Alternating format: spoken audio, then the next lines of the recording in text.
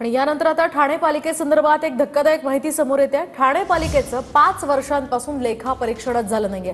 3 अब्ज 37 कोटी 53 लाख रुपयांचा हिशोब मिळत नसल्याचा आरोप होतोय। लेखा परीक्षण अहवालात ठाणे पालिकेच्या कारभारावर ताशेरे ओढले जात आहेत।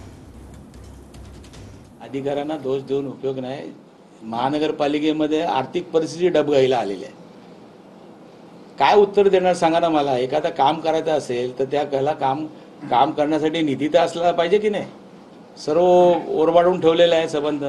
कित्येक ठिकाणी पाण्याची गळती आहे, कित्येक ठिकाणी चोरीचं पाणी वापरलं जात आहे। अशा सर्व अवस्था या महानगरपालिकेत आहेत आणि सर्व तुम्ही बघितलं कागदावरती कामं चालू आहेत। कुठल्याही गोष्टीचं ऑडिट नाही आहे। शासनाकडून हजारो कोटीचा निधी इकडे आलेला आहे, पण त्याचं काय झालं, कुठलं प्रोजेक्ट कुठले चालू आहेत ते तर माहिती पाहिजे की नाही जनतेला। महानगरपालिकेचा हिशोब मिळत नाही, ग्रामपंचायतीचा पण हिशोब मिळतो, महापालिकेचा पण हिशोब मिळेल।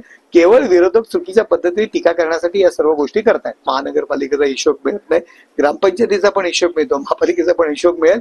केवळ विरोधक चुकीच्या पद्धतीने टीका करण्यासाठी या सर्व गोष्टी करतायत। ठाण्यात काहीच हिशोब मिळणार नाही तुम्हाला।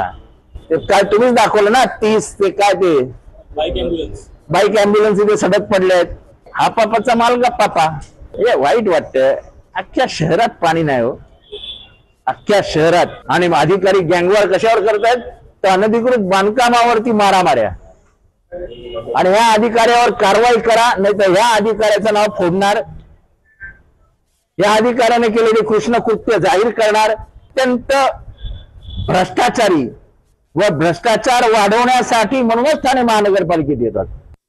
म्हणजे सर्वसामान्यपणे सर्वदूर सगळ्यांनाच वर्ष संपलं की ठराविक कालखंडामध्ये ऑडिट द्यायला, रिपोर्ट द्यायला लागतो, लेखाजोखा द्यायला लागतो। ही तर महापालिका आहे, 25 लाख लोकांची महापालिका आहे। त्याचा काय लेखाजोखा आहे, त्याचा ऑडिट रिपोर्ट 5 वर्ष जर तुम्ही नसाल देत तर ही एक प्रकारे लूटची छूटच आहे आणि याच्यावर कारवाई शून्य आहे। 700-800 कोटी रुपये या महापालिकेमध्ये निरनिराळ्या विकास कार्यक्रमासाठी आलेले जे आहेत त्याचा पैचा हिशोब ठाणेकरांना कधी देणार आणि त्याच्याकरता उच्च स्तरीय चौकशी आपण नेमली पाहिजे।